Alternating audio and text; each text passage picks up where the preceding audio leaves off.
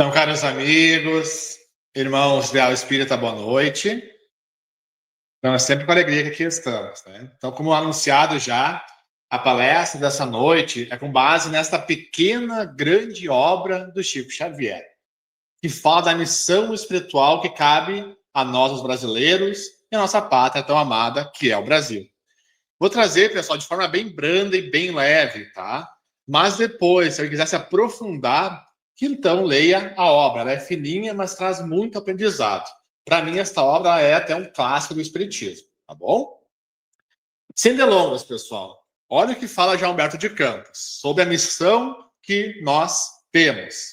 O Brasil não está somente destinado a suprir as necessidades materiais dos povos mais pobres do planeta, mas também a facultar ao mundo inteiro uma expressão consoladora de crença e de fé raciocinada, e a ser o maior celeiro de qualidades espirituais do orbe do mundo inteiro.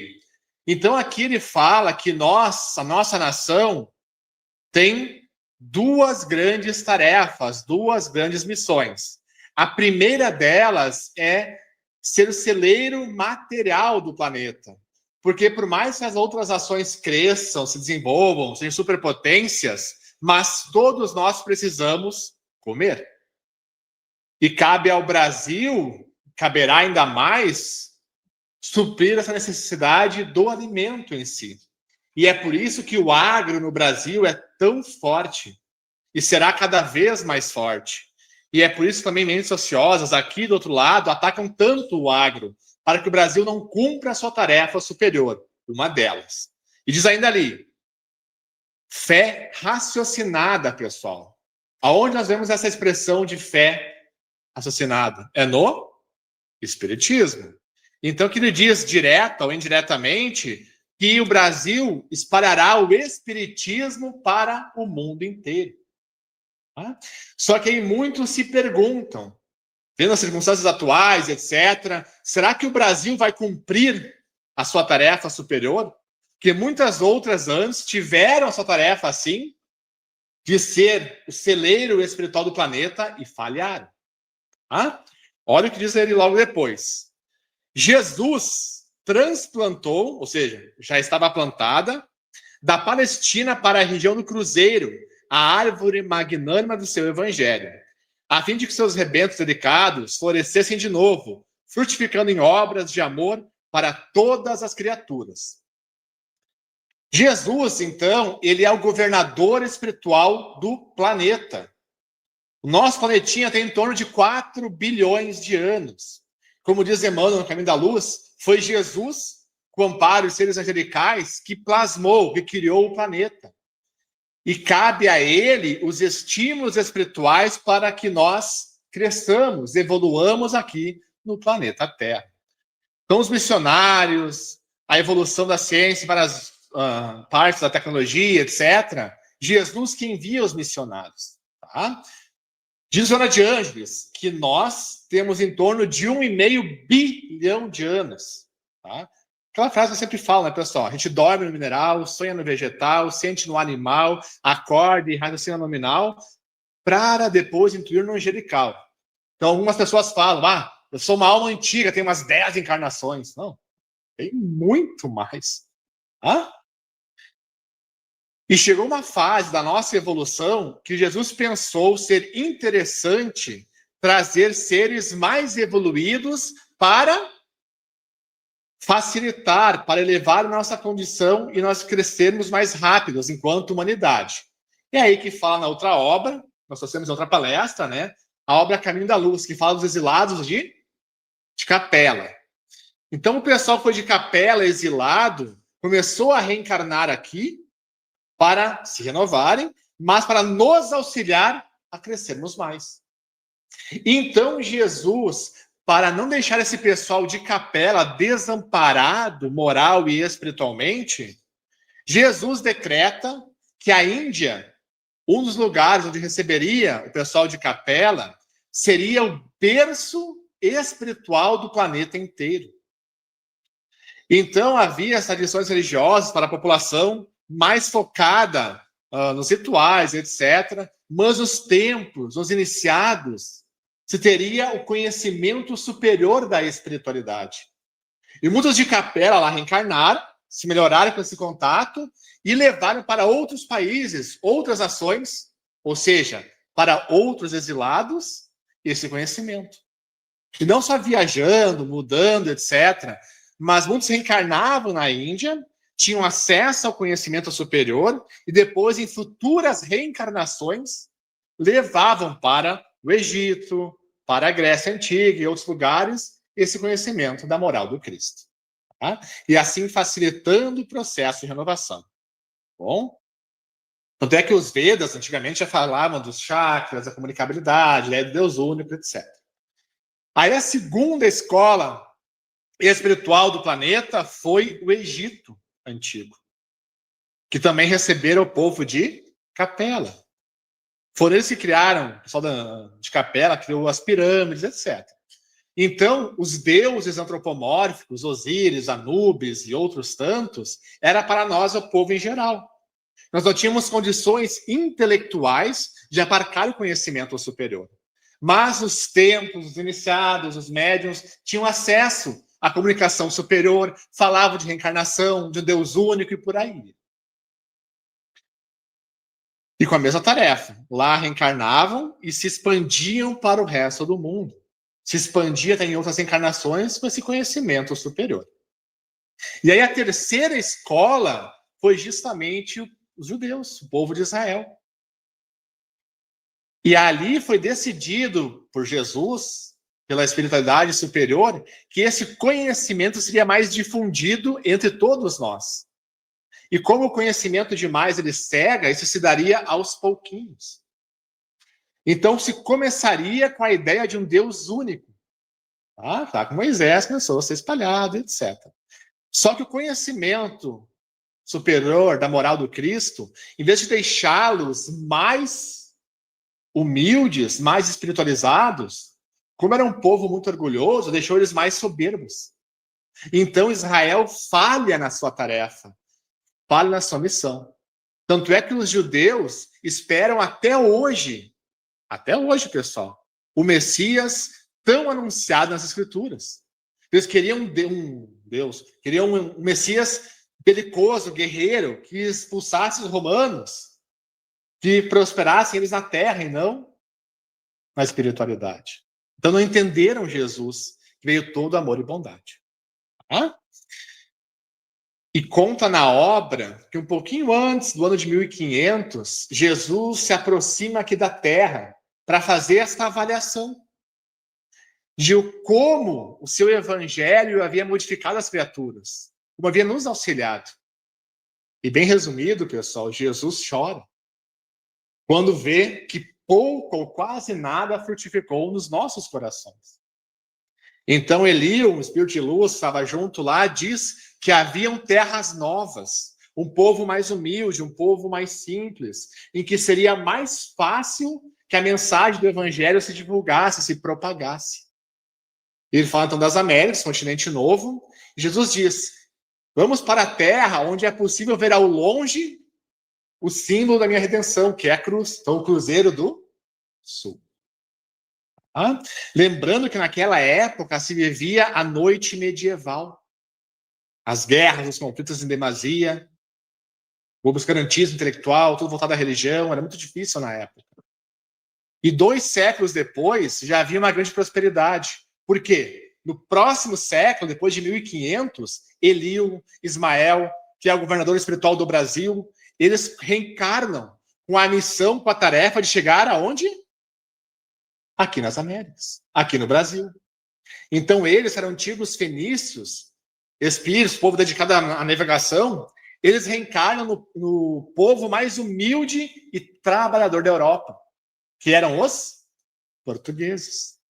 Então eles aperfeiçoam as caravelas, já inspirados pela espiritualidade superior, com a missão de chegar aonde? Nas Índias. Só que eles erram o destino porque estavam no inconsciente deles onde deveriam chegar. E à noitinha, quando seus corpos repousavam, quando eles dormiam, os seus espíritos, saindo do corpo, tinham contato com seres angelicais, seres de luz, que os inspiravam novamente. Olha, é para lá que tu tem que ir, é para lá. Então eles chegam aqui nas Américas e também no Brasil. Tá? Então, toda uma planificação superior para que a América e o Brasil fossem descobertos. Tá? E aí diz ainda ele na obra: se outros povos atestaram o progresso pelas expressões materializadas e transitórias, o Brasil terá sua expressão. Reiniciou aqui. O Brasil terá sua expressão imortal na vida do espírito, representando a fonte de um pensamento novo, sem as ideologias da separatividade e inundando todos os campos das atividades humanas com uma nova luz. O que ele diz aqui, pessoal? Que cada... Tá desconectado? Tá, obrigado. Que cada país, cada nação tem a sua tarefa, pessoal. Assim como nós temos a nossa, individualmente falando, aí voltou. Como todos nós temos individualmente a nossa, as nações, cada uma tem a sua tarefa também. E o Brasil tem essa função superior de divulgar o espiritismo. Quando Kardec trouxe o espiritismo, ele já sabia que por lá não ficaria, que viria para cá, porque o clima de lá, de guerra, o materialismo era muito forte na Europa. Então, por isso não ficaria lá para dar continuidade. E pode observar, com muitos espíritas do Brasil, quando vão fazer intercâmbio ou até morar fora, fundam lá fora, em outras nações, casas espíritas. E é curioso, por muitas casas em outros países, as palestras são em português. Os grupos de estudo são em português, para acolher os brasileiros perdidos por lá, tá? Mas também tem o idioma local para facilitar, então, a expansão. Então, cabe a nós muito divulgar isso. Tá? E ainda, pessoal, diz Leon Denis, o espiritismo não é a religião do futuro. Ou seja, nem todos serão espíritas, mas será o futuro das religiões. O que isso quer dizer, pessoal? Que as religiões que não abarcarem a comunicabilidade com os desencarnados, a mediunidade, a reencarnação, a causa e efeito, vão falir por falta de adeptos. Então, esse conhecimento, não só da religião, mas da ciência espírita vai ser muito divulgado por nós e pela ciência no geral, como hoje já é muito comprovado. Tá?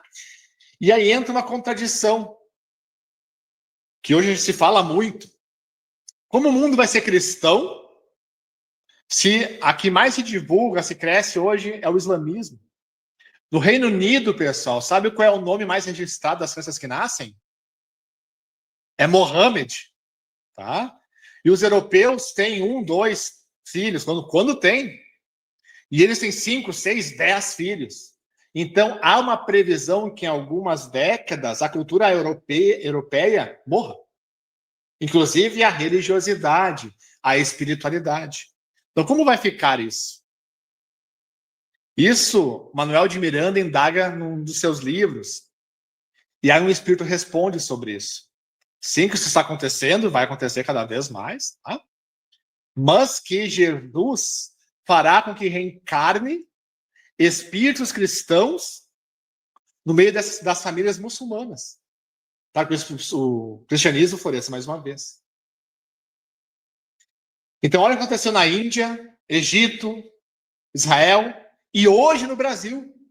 Muitos de nós somos europeus, aquele lado de lá, reencarnamos hoje no Brasil para se renovar primeiramente, para depois, então, em próximas reencarnações, voltar para lá, no seio dessas famílias, para divulgar a fé que nós buscamos agora. Então, a planificação maior. Vai ser fácil isso, pessoal? Nem um pouco. Mas é uma forma de reparar o mal que nós causamos. Vou falar mais sobre isso. O mal que nós causamos no povo deles mesmos no passado. Então, há toda uma situação, uma programação muito maior. Tá? E até fala que essa programação, pessoal, ela vem do alto. Nessa abençoada tarefa de espiritualização, o Brasil caminha na vanguarda.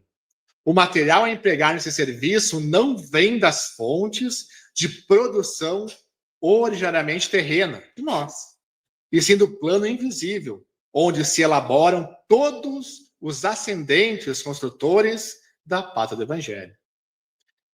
Então, nós temos essa tarefa, sim, mas a planificação ela vem do alto, pessoal.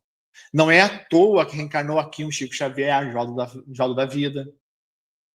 Porque graças a eles, por exemplo, que nós podemos falar sobre mediunidade tranquilamente hoje. Porque olha a perseguição que Chico Xavier também sofreu. O ridículo que ele foi levado, mas persistiu. E é graças a esses outros tantos missionários que nós conseguimos cultivar hoje o espiritismo de forma aberta e tranquila. Então, porque há uma programação superior para o país, para o mundo, mas principalmente para a pátria do Evangelho. Tá? E quem é, pessoal, o povo do Brasil? Quem nós somos, afinal? Então, diz na obra. Primeiramente, surgiram os índios, que eram simples de coração. Em segundo lugar, chegavam os sedentos da justiça divina, que são os portugueses. E mais tarde viriam os escravos, como a expressão dos humildes e dos aflitos, para a formação da alma coletiva de um povo bem-aventurado por sua mansidão e fraternidade. Então, os índios cultivavam já a sua humildade, a sua simplicidade. Portugal era a nação mais pobre da Europa.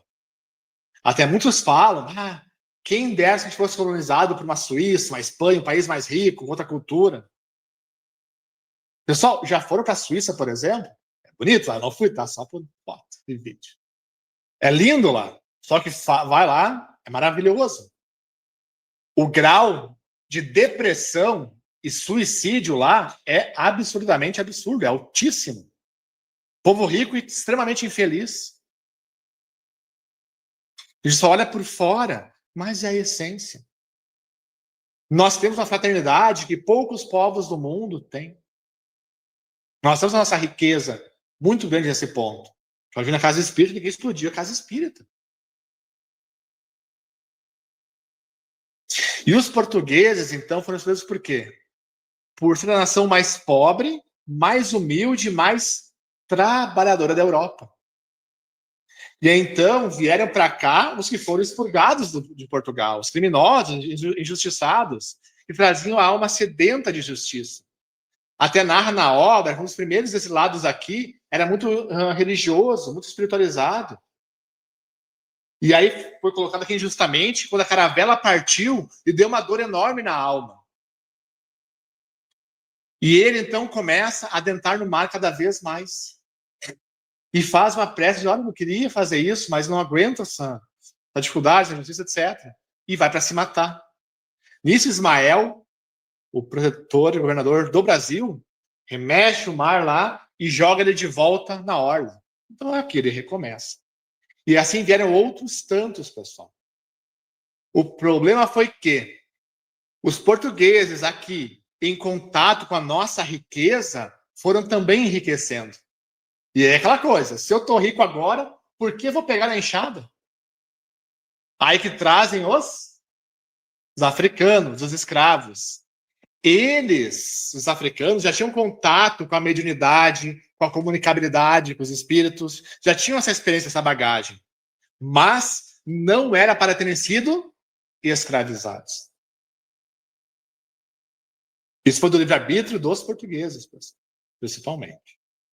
E a escravidão é o primeiro karma coletivo do Brasil. Impagável até hoje.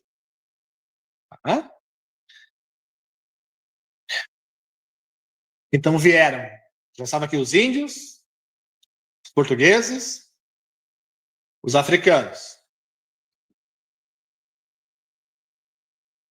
E nesse povo, nesse pessoal, os africanos, para começar já uma renovação, faz Jesus encarnar entre os escravos missionários, espíritos muito evoluídos, para já ir consolando os escravos e colocar neles a semente da fé superior, para facilitar o recomeço aqui. E ainda, Jesus pede para que Ismael, governador do Brasil espiritual, fosse ao umbral mais denso e levasse a sua bandeira, Deus, Cristo e caridade.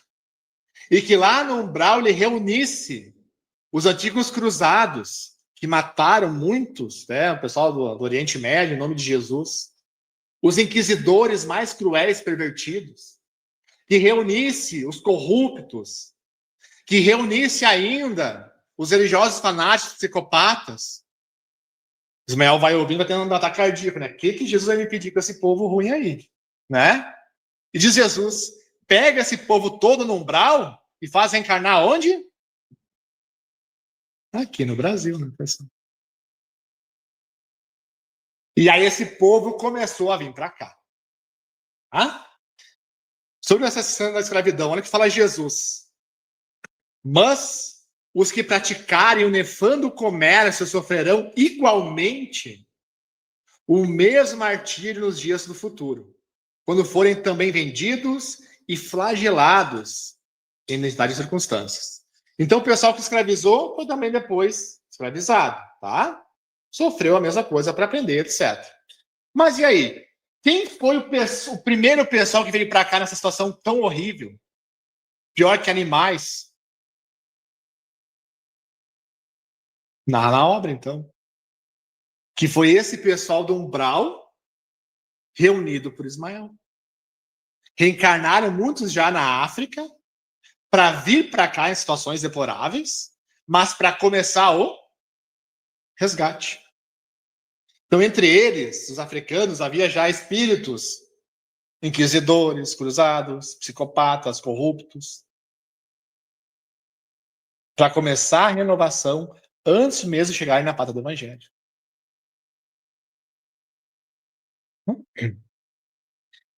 Pessoal, pelo meu trabalho, enfim, eu tive a oportunidade de fazer regressão em muito espírita, muito médium espírita.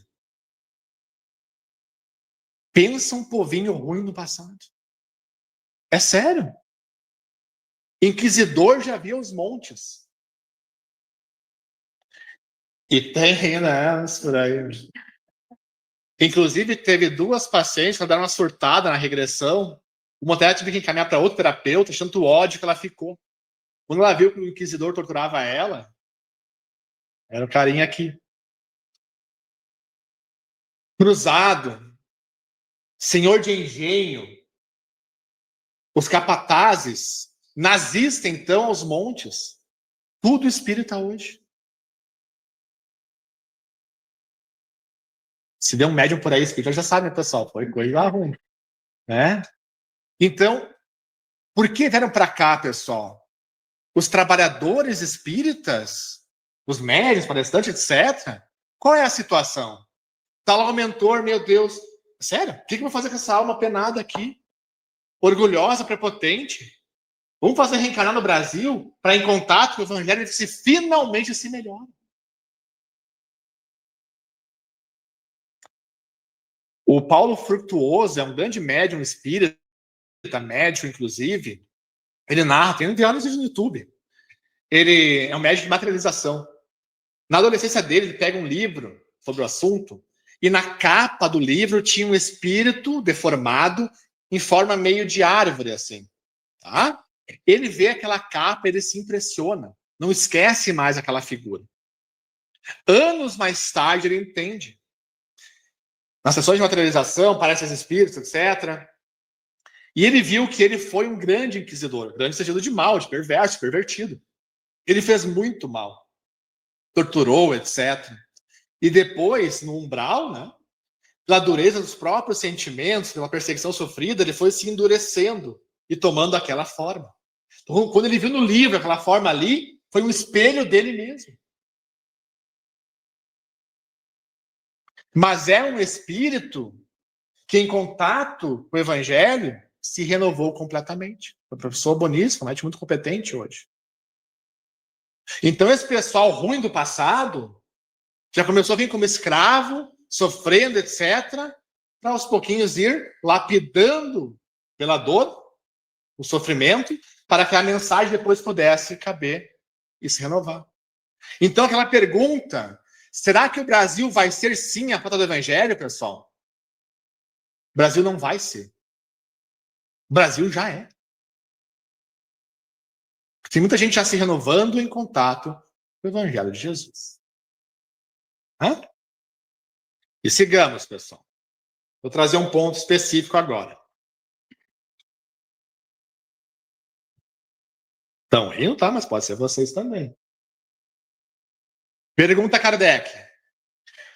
O progresso moral acompanha sempre o progresso intelectual? Aí respondem os espíritos. O progresso moral decorre do progresso intelectual. Não é consequência do progresso intelectual. Mas nem sempre o segue imediatamente. Aí logo abaixo, mais uma vez, Kardec pergunta: como pode o progresso intelectual engendrar, facultar, proporcionar o progresso moral? Respondem os espíritos: fazendo compreensíveis o bem e o mal. O homem, desde então, pode escolher. O desenvolvimento do livre-arbítrio acompanha o da inteligência e aumenta a responsabilidade dos atos. Tanto é que, para que o espiritismo pudesse ser bem compreendido, veio toda a época do renascentismo antes, para evoluir a ciência, a filosofia, a arte, a cultura, para que depois pudéssemos compreender melhor o espiritismo. Questão raciocínio, uma questão de lógica. Por isso que veio Napoleão, pessoal. Napoleão, que é a reencarnação de Júlio César, Carlos Magno, Alexandre o Grande, e ele reencarna como Napoleão para quê? Para, pela guerra que nós causamos, causar um bem maior e depois, pela guerra, né, uma finalidade superior, para divulgar o francês.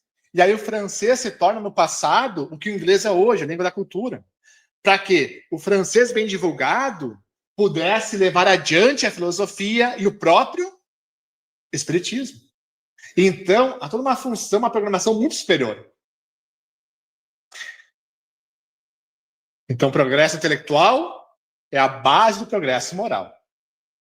E a parte do evangelho é para levar ao progresso moral e espiritual. Sejamos melhores. Tá? Hoje o Brasil, falando leve, ele flerta com o socialismo. E nos países socialistas, todos os índices humanos caem. Na Coreia do Norte, por exemplo, a população diminuiu 2 centímetros pela escassez de comida.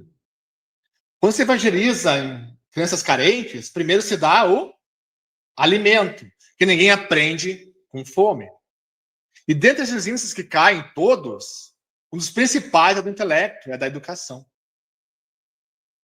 Então, para que o Brasil cumpra a sua tarefa superior, mudanças profundas irão ocorrer. Como o próprio Marx falou, tem que cultuar o Estado, não há lugar para Deus. E se combate a família, que é a base que busca o progresso moral. Então, junto com isso, em bandeiras pró-aborto e por aí vai, que todos nós conhecemos. Então, para que o Brasil cumpra a sua finalidade superior, mudanças profundas irão ocorrer, como já estão ocorrendo no mundo todo. E olha que fala o Evangelho segundo o Espiritismo. Por que não são igualmente ricos todos os homens? Não o são por uma razão muito simples. Por não serem igualmente inteligentes, ativos e laboriosos para adquirir, nem sóbrios e previdentes para conservar.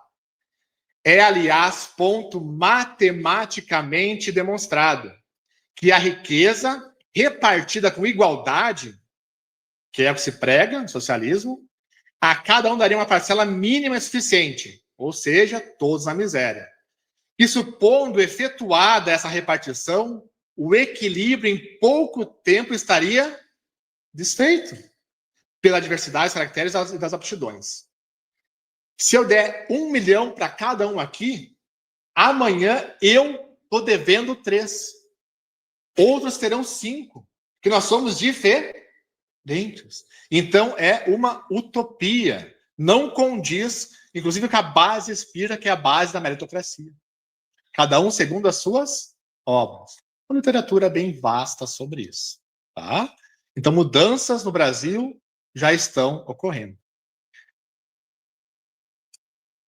Quando uma pessoa vive um câncer, mostra as pessoas psicológicas que depois da doença, as pessoas são muito mais felizes do que antes da doença. Porque a doença levou ela à conscientização. Largar de mágoa, de culpa, da materialidade, dar valor para o que realmente importa. E a lei que vale para o indivíduo, ela vale para o macro. Quando vivemos um câncer social, é para levar a sociedade a uma conscientização.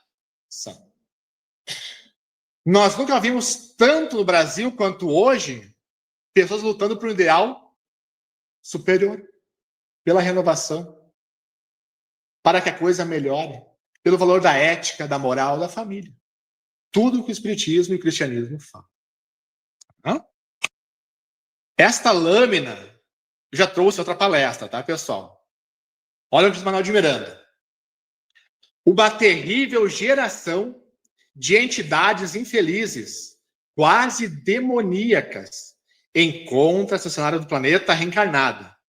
Leis absurdas elaboram, a fim de tornar legítimos os tremendos e denominados crimes de destruição da família, de corrupção da juventude, desrespeito à ética e a qualquer procedimento digno. A gente vê isso no Brasil hoje, pessoal. Esse é o último livro do Manuel de Miranda, tá? Um livro excelente, inclusive.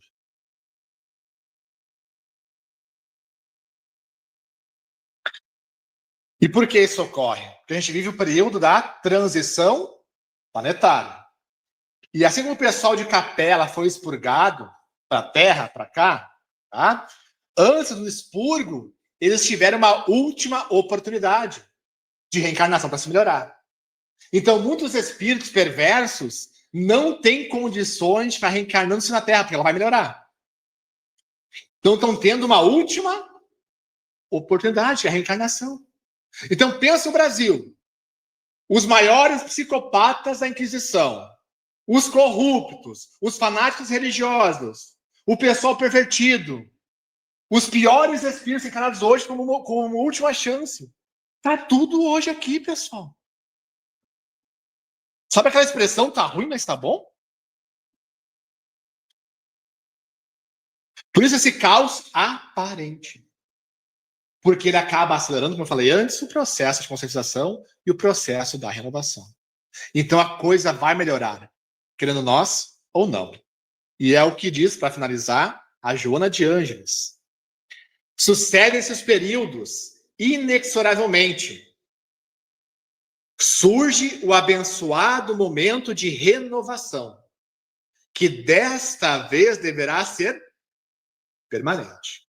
Então, olha, a Índia já foi um berço da espiritualidade. O Egito, Israel e o Brasil, eles falharam. E nós falharemos? Por que não, pessoal? Porque os espíritos psicopatas não vão mais reencarnar no mundo, nem estarão na psicosfera. Então, assim que a coisa começar a melhorar, só vai melhorar. Diz o Divaldo Franco que haverão progressos inimagináveis. A gente já tem muita coisa, só que não se divulga pelo lobby farmacêutico, por aí vai. Enfim. Que a gente evolui do conflito e da paz, da saúde e da doença, assim vai indo. Mas então, não vai ser mais esse movimento pendular. Vai melhorar agora e aí só haverá crescimento em todos os sentidos. Mas qual que é a data para isso acontecer, pessoal? Quando, afinal, né? A gente está ansioso por isso. O Divaldo comenta que a renovação, esses progressos, se dará por meados da década de 30. Logo. Mas qual é a data final, realmente, nós teremos para se renovar ou não? Pessoal, esse estudo não é meu, tá? É do Haroldo Dutra. Tem no YouTube, lá, Haroldo Dutra, Apocalipse, parte 2. É uma palestra excelente dele, fica a dica. Vou dar assim, ó, super resumido. Bom? Ele diz o seguinte, que a Bíblia fala sobre o sabá, que é o sábado, que é o momento de reconexão com Deus.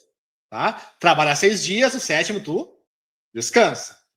Então, por isso que Deus descansou no 7º dia. Ele fez o mundo ali em 6. Bom?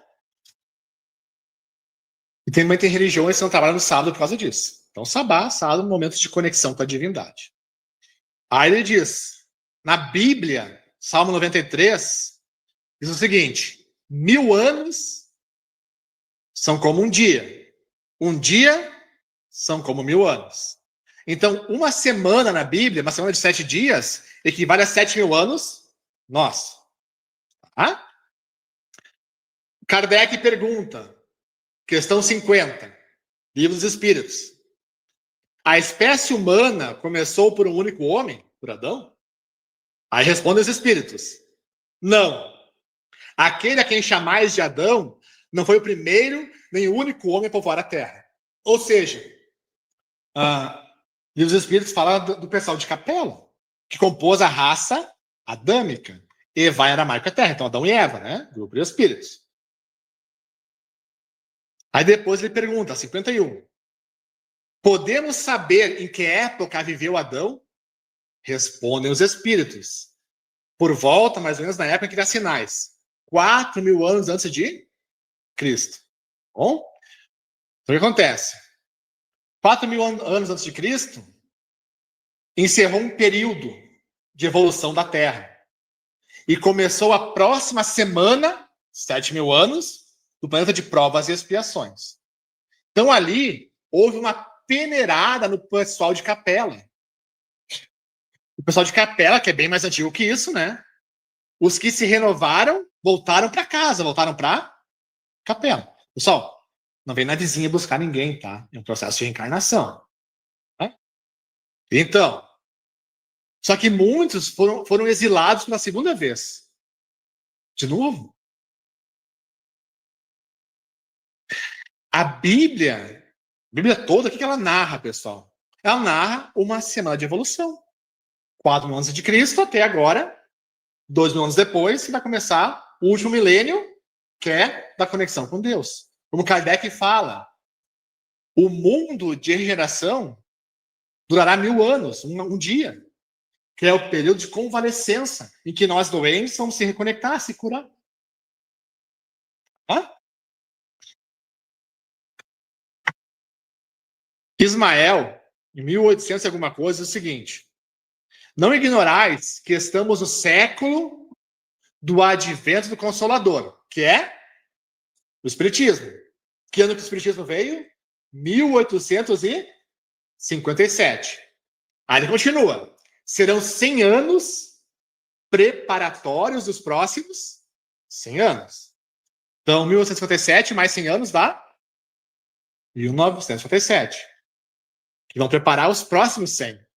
2057. Pinga Fogo Chico Xavier. Tem no YouTube até a entrevista. Pergunta para Chico. Chico, qual que é a data aproximada que estaremos na regeneração? E Emmanuel diz através do Chico, né? Olha, diz Emmanuel, vai ser por volta de 2057. Tá? Então, 2057 é a data final do Apocalipse. Não é que o mundo vai acabar, pessoal, não é isso, mas vai ter a renovação. Os que aqui se melhoraram vão continuar reencarnando-se aqui. Os mansos herdarão a terra. E os que não se renovarem vão ser expurgados. Já tem gente sendo expurgada já há mais tempo. Mas ali a data limite. Para entrarmos, então, no 7º dia. O mundo de regeneração. Tá? Então, pensa. Um dia é 1000 anos. Quantas horas tem um dia? 24. 1000 dividido por 24 dá 42, tá? Atenção. Arredondando, 42.